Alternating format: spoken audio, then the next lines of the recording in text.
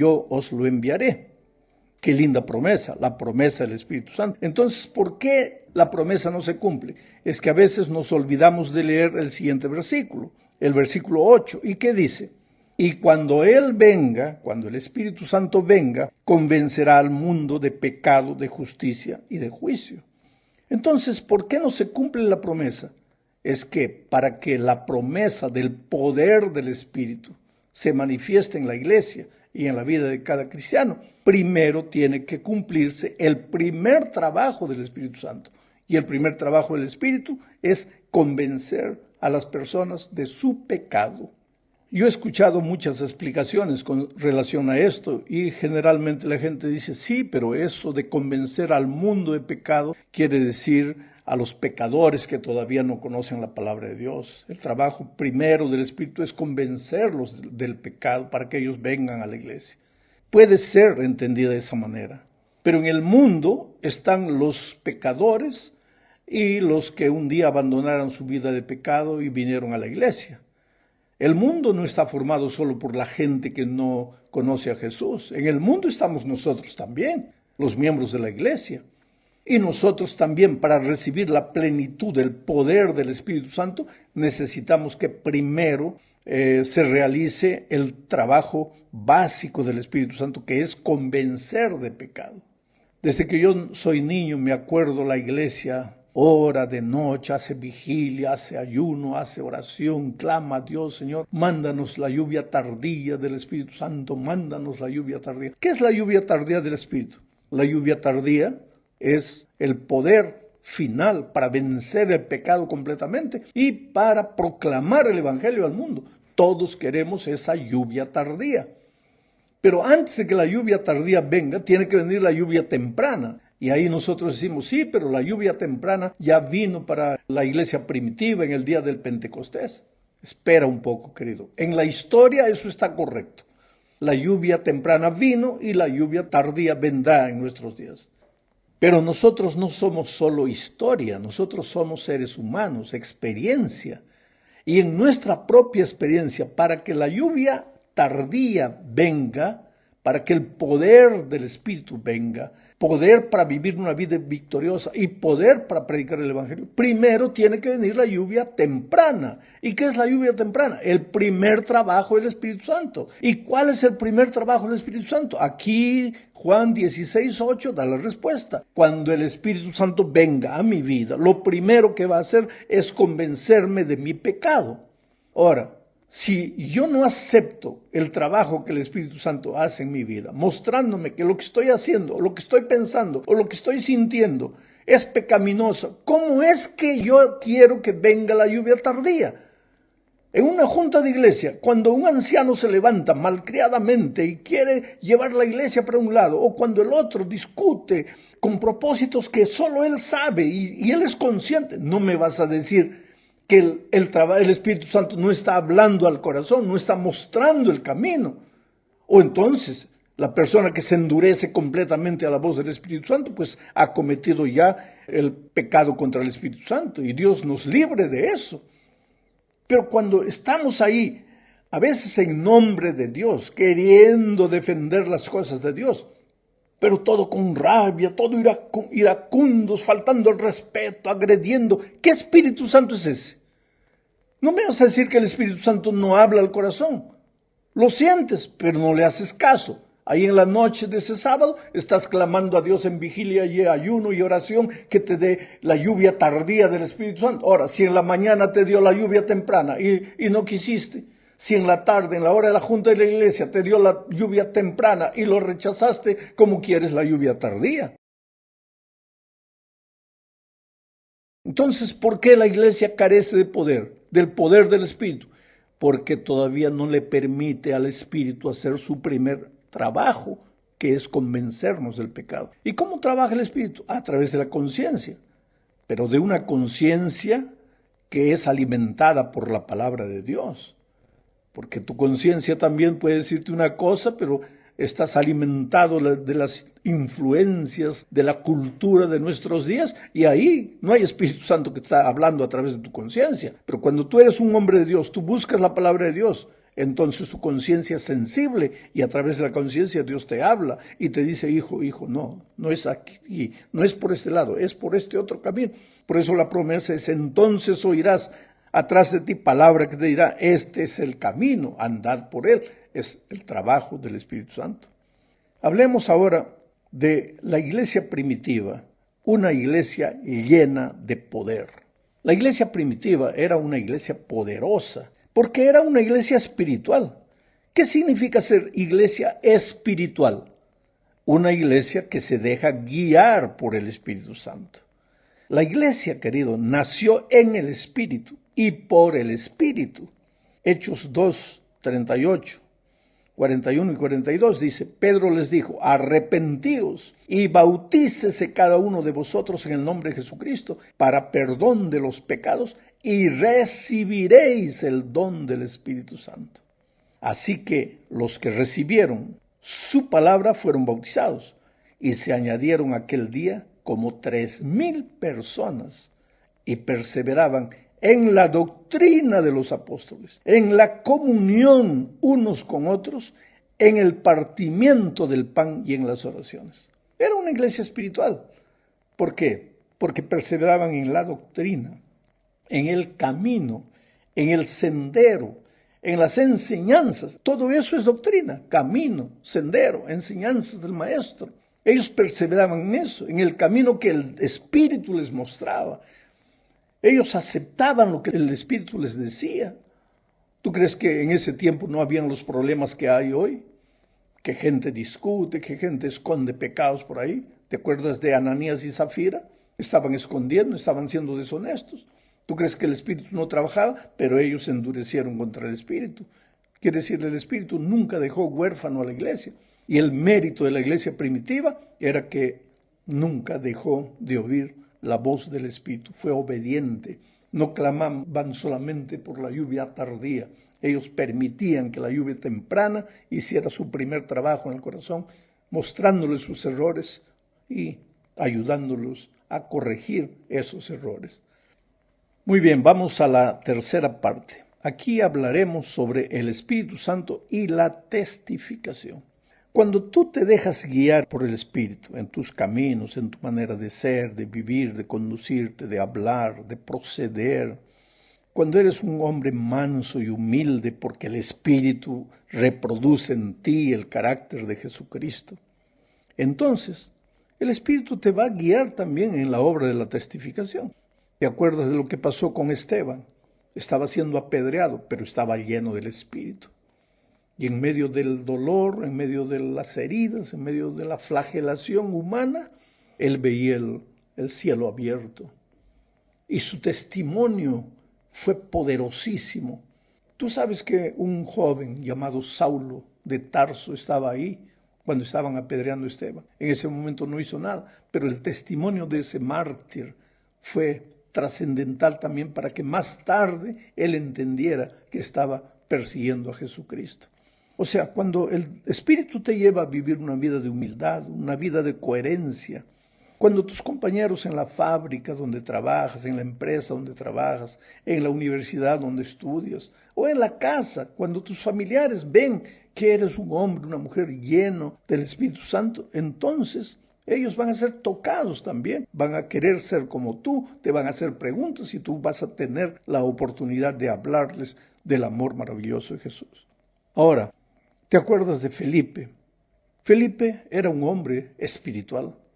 Espiritual porque se dejaba guiar por el Espíritu Santo. Y un día el Espíritu le dijo, ve, por aquel camino en el desierto viene un hombre leyendo la palabra y no entiende. Y ahí el Espíritu lo transportó a Felipe y encontró al hombre. Y tú conoces el resto de la historia. Cuando tú eres un hombre espiritual, el Espíritu te lleva, el Espíritu te conduce para encontrar personas que están con hambre y sed de la palabra de Dios. Hay mucha gente que me pregunta a veces, pastor, ¿de dónde saca usted tantas historias? Con las pocas personas que converso a veces es extraordinario.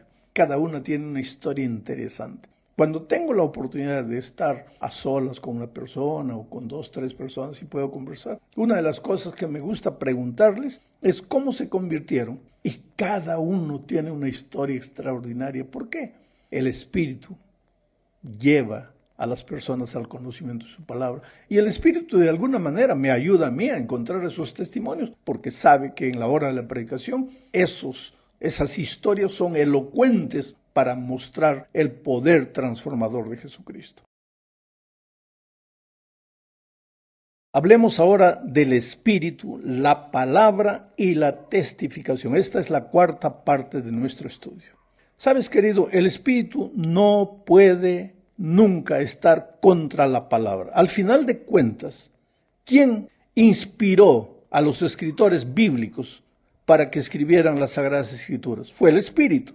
Ahora, si el Espíritu inspiró al escritor bíblico, ¿cómo es que el Espíritu va a estar contra la palabra que él inspiró? No puede. Tiene que haber coherencia entre lo que la palabra de Dios dice y lo que el Espíritu de Dios dice. Por eso la gente a veces corre peligro, porque muchos dejan la palabra de lado, no abren la palabra de Dios, pero se quedan esperando que venga la voz del Espíritu Santo. Y yo creo que Dios puede hablar a través de su Espíritu hoy, claro que habla, pero cuando no te dejó otra instrucción en la palabra escrita. Pero si ya te dejó la instrucción en la palabra escrita, ¿qué cosa quieres que te hable el Espíritu? Algo que está contra la palabra. Te voy a contar una experiencia solo para que tengas noción de lo que estoy diciendo. Una muchacha tenía 2 candidatos, 2 muchachos que querían enamorar, noviar con ella, tal vez casarse.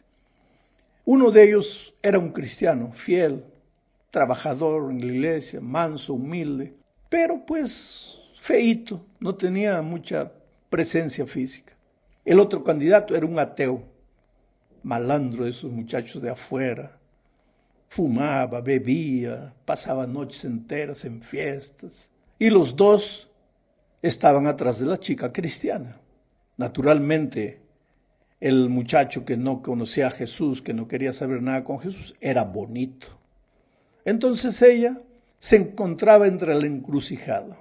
Acepta al manso, humilde cristiano, pero infelizmente feíto, o acepta al bonitón, pero que no quiere saber nada con Jesús, nada con la fe, nada con la iglesia. ¿Qué piensas tú que ella decidió? Bueno, ella le pidió una señal a Dios. Ahí viene el asunto del trabajo del Espíritu Santo. Hay gente que vive pidiéndole señal, señal, señal a Dios. Ella le pidió una señal a Dios. Le dijo, mira, Señor, yo no sé con cuál de ellos enamorar. Los 2 dicen que me aman y yo estoy indecisa. Entonces tú revélame, Señor. Mañana yo voy a salir a la universidad y el primero de ellos que venga con una camiseta de color verde, yo sabré que tú lo estás enviando para que ese sea el muchacho que yo acepte y me case. Ahora yo te hago una pregunta. Adivina quién apareció con la camisa verde al día siguiente. El muchacho que no quería saber nada de Dios. Pero ella dijo, Dios me respondió. Bueno, la historia es larga, se casó y después se divorció. ¿Por qué? Porque vivió una vida infernal. Porque hasta la luna de miel todo era maravilloso. Una vez que se acabó, ella vivió una vida triste, miserable. Y entonces se arrodillaba y le decía, pero Señor, ¿por qué me fallaste? Oye, ¿cómo es que Dios te falló? ¿Acaso la palabra de Dios no está escrita y dice, no os juntéis en yugo con los infieles? Ahora, si está escrito y dice, no os juntéis en yugo con los infieles, ¿qué señal le estás pidiendo a Dios? Si Dios ya te reveló en su palabra. Por eso es que yo a veces me preocupo cuando hay hasta gente dentro de la iglesia, gente espiritual que se levanta y dice, mira que esta noche Dios me reveló. Ahora, sería mucho mejor si tú dijeras, esta madrugada yo me levanté, estudié la palabra de Dios con oración y Dios me mostró aquí en su palabra el mensaje que voy a exponer para ustedes. Y entonces agarras el texto bíblico y expones para la iglesia el texto bíblico. Pero no, está entrando esa onda de misticismo, que Dios me reveló, que Dios me dijo, que Dios me inspiró. Cuando no está escrito en su palabra, yo creo. Pero si está escrito en su palabra, ¿qué te va a revelar? ¿Qué Dios te va a revelar para decir, Bueno, el sábado es santo, Dios me ha dicho que tenemos que ser más fieles en el sábado. ¿Acaso eso no está escrito en la palabra? ¿No está escrito en el espíritu de profecía? ¿Qué más revelación estás queriendo? Bueno, el sermón de Pedro el día de Pentecostés se basó principalmente en el Antiguo Testamento. ¿Por qué? Porque Pedro podría haber dicho, el Espíritu me inspiró, pero no, él agarró la Escritura y abrió. La Escritura para él era el Antiguo Testamento. Y mostró con el Antiguo Testamento que Cristo era el Mesías. El discurso final de Esteban, antes de ser apedreado, fue la historia de Israel en el Antiguo Testamento, la palabra de Dios. Pedro mencionó a Cornelio, antes de manifestarse, a Cornelio, que Dios ha enviado su palabra a los hijos de Israel, su palabra, la palabra escrita. Después él habló con Cornelio y le presentó el mensaje. El apóstol Pablo, ¿cuántas veces se refirió una vez y otra vez a las grandes predicciones del Antiguo Testamento sobre la venida del Mesías? O sea, los hermanos apóstoles de la iglesia primitiva eran hombres de la palabra, hablaban con la palabra escrita. Ellos podían llegar diciendo, Dios me reveló, Dios me manifestó. No, ellos abrían la palabra de Dios y era con la palabra de Dios que presentaban el mensaje de Dios. El Espíritu siempre estuvo presente cuando los instrumentos humanos presentaron la palabra de Dios a las personas. Porque en la palabra de Dios hay poder. Leamos esta cita inspirada. Mira, Educación, página 126. En la palabra de Dios está la energía creadora que llamó los mundos a la existencia. Esta palabra imparte poder, engendra vida. Cada orden es una promesa aceptada por la voluntad, recibida en el alma, trae consigo la vida del ser infinito, transforma la naturaleza y vuelve a crear el alma a la imagen de Dios. Ese es el poder de la palabra. Por eso predica la palabra, enseña la palabra, abre la palabra para tus amigos, abre la palabra para ti mismo. Llegamos al fin de este estudio hablando del poder transformador de la palabra de Dios. Hechos 16, 11 al 14 dice, zarpando pues de Troas, en Troas Pablo recibió la visión del ángel que le decía, pasa a Macedonia y ayúdanos. Como era un hombre que se dejaba conducir por el Espíritu, al día siguiente fue. Entonces dice, zarpando pues de Troas, vinimos con rumbo directo a Samotracia y al día siguiente a Neápolis. Yo estuve en Neápolis, hoy día no se llama Neápolis, es un puerto, se llama Kavala.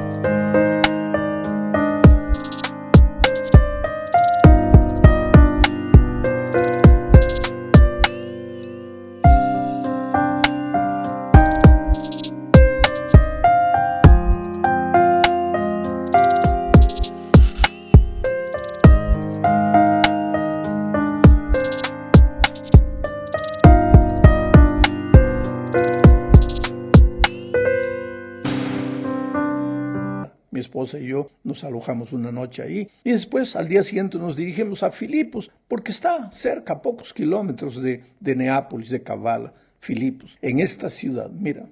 Y de allí a Filipos, dice el texto, que es la primera ciudad de la provincia de Macedonia y una colonia. Y estuvimos en aquella ciudad algunos días y un día de reposo salimos fuera de la puerta junto al río.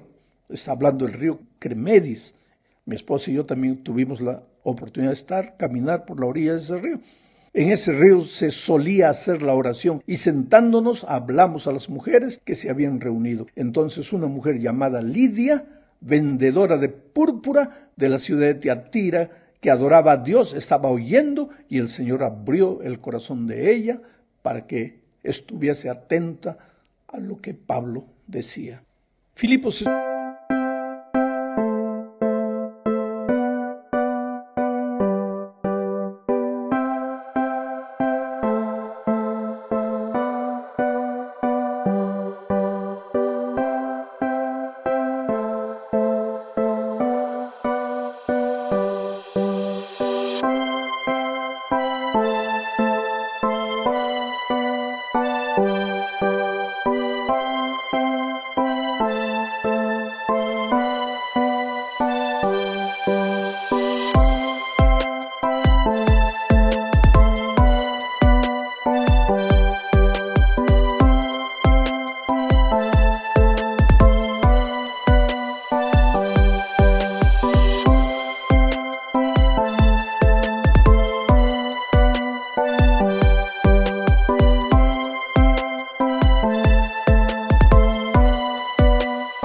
una ciudad de milagros, ¿sabes? Ahí el poder transformador de Dios hizo maravillas.